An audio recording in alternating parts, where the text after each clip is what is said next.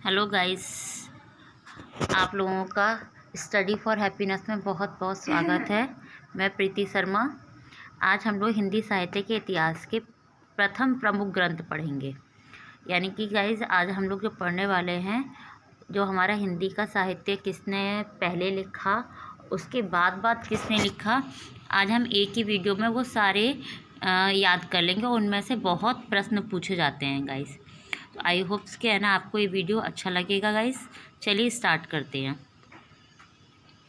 हिंदी के जो साहित्य है उसका है ना पहला, हिंदी साहित्य का पहला इतिहास हमारे हिंदुस्तान में शिव सिंह सेंगर ने लिखा था। लेकिन जो सबसे फर्स्ट माना जाता है वह माना जाता है गारसा दा तासी का। ठीक है गाइस, सबसे पहला जो इतिहासकार हम लिखे हैं वो विदेशी हैं और उनका नाम है गारसा दा तासी।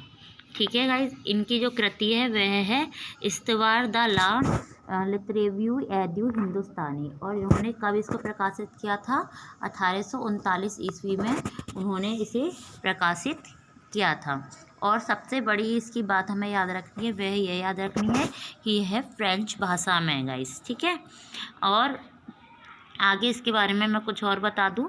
यह 2 भागों में प्रकाशित कराया। प्रथम भाग 1839 ईस्वी में और दूसरा भाग गाइस 1847 ईस्वी में प्रकाशित हुआ। इसी ग्रंथ का द्वितीय संस्करण 1871 ईस्वी में प्रकाशित हुआ था गाइस, जो 3 भागों में इसको प्रकाशित किया गया था पहला। लेकिन है ना जो जब है ना इनका जो ग्रंथ प्रकाशित हुआ था 1839 में और 1847 में, वो 2 भागों में हुआ था। लेकिन जब यह साफ दूसरी बार इसको संस्करण आया, तो जो दूसरी बार इसका संस्करण आया था वह आया था 1871 में, पर 3 भागों में आया था। पर इसके दोष क्या थे गाइज? ये हमारे हिंदुस्तान में इसका डुप्लीकेट या इसका जैसा मान्य क्यों नहीं किया गया था? इस साहित्य ग्रंथ में अंग्रेजी वर्णमाला के अनुसार हिंदी एवं मुसलमान कवियों तथा कवित्रियों का विवरण दिया था। इसमें गाइस क्या किया था? इसमें अल्फ़ाबेट के हिसाब से सारे नाम दिए गए थे। ये इस क्रम में नहीं दिए गए थे कौन पहले है कौन दूसरे नंबर पे, नहीं। इसमें ए वाले एक साथ, बी वाले एक साथ, ऐसे दिए गए थे। फिर दूसरे हैं हमारे गाइस शिव सिंह सेंगर। इनकी कृति थी शिव सिंह सरोज। अब इनको हम फर्स्ट क्यों मानेंगे? क्योंकि यही हमारे देश के पहला है जिन्होंने हमारा हिंदी साहित्य का इतिहास लिखा है। तो फर्स्ट गारदादा तासी जो थे वो उन्होंने इतिहास लिखा, पहला जरूर है, लेकिन वो पहला नहीं माना जाता है गाइस। ठीक है गाइस, मतलब पहला माना है, पर हमारे देश में है ना पहले जिन्होंने लिखा वे शिव सिंह सरोज हैं। तो इसलिए ये भी बहुत इम्पोर्टेंट हो जाते हैं। इनकी जो विशेषता है वह हिंदी साहित्य के इतिहास का इन्होंने प्रथम है ना इन्होंने लिखा था या प्रथम पहल की थी गाइस। ठीक है, और इसके कुछ और महत्वपूर्ण पॉइंट्स होते हैं। इसमें लगभग 66 कवियों का जीवन परिचय, तो ये आप याद रखना। इसमें 1000 कवियों का जीवन परिचय किस में दिया गया है? तो शिव सिंह सरोज में दिया गया है गाइस। ठीक है,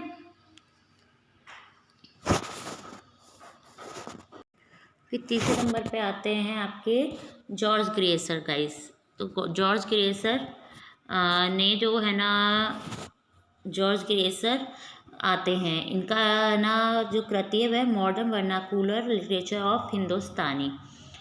तो जॉर्ज ग्रेसर ने ना ये प्रकाशित की थी 1888 ईस्वी में। और इसकी विशेषता है कवियों का काल क्रमानुसार वर्गीकरण, यानी कि इन्होंने ही सबसे अच्छे मतलब ठीक तरीके से कवियों का काल क्रमानुसार वर्गीकरण किया था।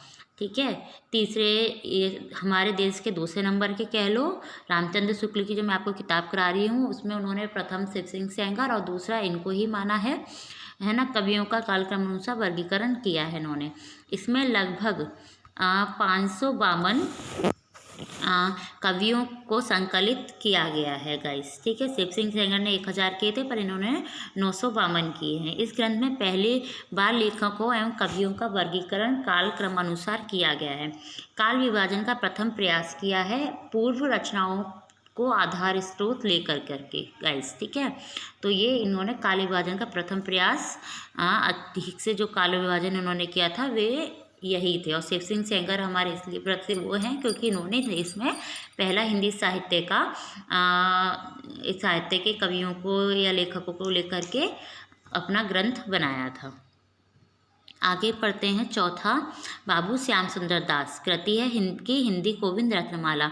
मैंने आपको रामचंद्र शुक्ल वाला जब मैं आपको चैप्टर करा रही थी प्रथम उसमें वक्तव्य में, उसमें भी उन्होंने रामचंद्र शुक्ल ने हिंदी गोविंद रत्नमाला से ही है ना अपना कुछ उस पुस्तक में लिया है। ठीक है गाइस। और फिर इनके इसको इन्होंने कब प्रकाशित किया है? 1909 ईस्वी में। और इसकी विशेषता क्या है? 80 आधुनिक लेखकों का जीवन परिचय है इसमें गाइस। ठीक है। यह रत्नमाला 1909 ईस्वी और 1914 ईस्वी में 2 भागों में प्रकाशित हुई है। फिर 5वें नंबर पे आते हैं आपके मिश्र बंधु, कृति है इनकी मिश्र बंधु विनोद, रचना काल है 1913 ईस्वी। विशेषता है 5000 कवियों को इन्होंने स्थान दिया है, यानी कि यह बहुत इनका बड़ा ग्रंथ है जिसमें इन्होंने 5000 कवियों का काल विभाजन किया है। प्रथम इनका प्रयास है, इन्होंने यानी कि सारे कवियों को लिया, क्योंकि मैंने आपको रामचंद्र शुक्ल में जैसे बताया था नागरी पंचाणी सभा ने कोने कोने से है ना पुस्तकें इकट्ठी की थी, बहुत सारी उन्होंने सहस्त्रों पुस्तकें इकट्ठी की थी जो उन्होंने ना 1911 में स्टार्टिंग की थी। तो उन्होंने बहुत सारी किताबें इकट्ठी करें, उनसे उन्होंने मिश्र बंधुओं ने अपना ये ग्रंथ मिश्र बंधु विनोद तैयार किया था। तो गाइस इसलिए इन्होंने 5000 कवियों को शामिल किया है। इसमें बहुत सारे अपने कालक्रम अनुसार बहुत सारे कवि वगैरह को इन्होंने स्थान दिया है। सर्वप्रथम हिंदी साहित्य के इतिहास को इतिहास प्रथानुसार रूप में प्रस्तुत किया। दूसरा इसका पॉइंट, इस ग्रंथ में कवियों के वितरण के साथ उनके द्वारा रचित साहित्य के विभिन्न अंगों पर प्रकाश डाला है। ठीक है गाइस। इसमें इन्होंने साहित्य पर भी प्रकाश डाला और उनके कवियों का भी विवरण दिया है। यह ग्रंथ 4 भागों में प्रकाशित हुआ है। तो गाइस यह ग्रंथ कितने भागों में प्रकाशित हुआ है? यह ग्रंथ 4 भागों में प्रकाशित हुआ है। इसके प्रथम 3 भाग तो 1913 ईस्वी में प्रकाशित हुए हैं, ये याद रखिएगा गाइस। और चतुर्थ भाग 1993 ईस्वी में प्रकाशित हुआ है गाइस। ठीक है, ये इम्पोर्टेंट हो गया है। ओके। फिर आते हैं आपके आचार्य रामचंद्र शुक्ल जी, जो हम पढ़ ही रहे हैं। ठीक है। 6ठे नंबर पे आपकी इन्होंने हिंदी साहित्य का इतिहास लिखा है जो हम पढ़ रहे हैं। इनका रचना काल है 1929 ईस्वी। और इनके ग्रंथ की क्या विशेषता है? काल विभाजन, बहुत अच्छे सुस्पष्ट तरीके से रचनाओं का साहित्यिक मूल्यांकन, हर तरीके से इन्होंने सत्यापन किया है कि ये इन्होंने काल विभाजन क्यों किया है, किस आधार पे किया है। तो ये इनकी प्रमुख विशेषता है गाइस। आचार्य रामचंद्र शुक्ल ने 1926 ईस्वी में यह कृति की रचना की थी और 1929 ईस्वी में यह प्रकाशित हुई थी। इससे पूर्व शुक्ल जी ने नागरी पंचाणी सभा द्वारा, ये इम्पोर्टेंट है पॉइंट सही, इससे पूर्व शुक्ल जी ने नागरी पंचाणी सभा द्वारा संपादित शब्द सागर की 8वीं जिल्द में इस कृति की रूपरेखा पर यथेष्ट प्रकाश डाला था। मैं आपको बता चुकी थी, जो आपको है ना हिंदी साहित्य के विकास के नाम से इन्होंने शब्द सागर में जो रूपरेखा यानी कि पहले वहाँ प्रकाशित हुई थी, फिर इन्होंने थोड़ा संशोधन करके यहाँ ये हिंदी साहित्य का इतिहास नाम से फिर 1929 में ये प्रकाशित हुई थी। ठीक है गाइस। आगे हम पढ़ते हैं हजारी प्रसाद द्विवेदी, कृति है इनकी 3 कृति हैं गाइस। इन्होंने रामचंद्र शुक्ल के ना उन्होंने जो रामचंद्र शुक्ल के कुछ निष्कर्षों पे असहमति प्रकट की थी गाइस। ठीक है। इनका है हिंदी साहित्य की भूमिका, हिंदी साहित्य का अधिकार और हिंदी साहित्य का उद्भव और विकास। आचार्य रामचंद्र शुक्ल के इतिहास लेखक के 10 वर्ष पश्चात, समझ में आया गाइस? आचार्य रामचंद्र शुक्ल ने अपना जो है ना हिंदी साहित्य का इतिहास लिखा था, उसके 10 वर्ष पश्चात इन्होंने अपनी ये वाली हिंदी साहित्य की भूमिका यह पुस्तक प्रकाशित की थी। ठीक है गाइस। इसमें नवीन और नूतन दृष्टि के साथ में इन्होंने अपना ये ग्रंथ प्रकाशित किया था। शुक्ल जी के अनेक निष्कर्षों पर असहमति प्रकट की है। इन्होंने शुक्ल जी के अनेक धारणाओं स्थापना और चुनौती देते हुए सबल प्रमाणों के आधार पर उन्हें खंडित भी किया है, जैसा मैंने अभी बताया। डॉक्टर रामकुमार वर्मा, इन्होंने हिंदी साहित्य का आलोचनात्मक इतिहास लिखा है गाइस और 1938 ईस्वी में प्रकाशित किया। इनको 2 भागों में प्रकाशित करना था, पर इसका एक भाग ही यह प्रकाशित हुआ, जिसमें संवत 750 से 1750 विक्रमादित्य की काल विधि है गाइस। ठीक है। 9वें नंबर पर आते हैं हमारे डॉक्टर गणपति गुप्त। कृति है इनकी हिंदी साहित्य का वैज्ञानिक इतिहास, 1965 ईस्वी में प्रकाशित किया।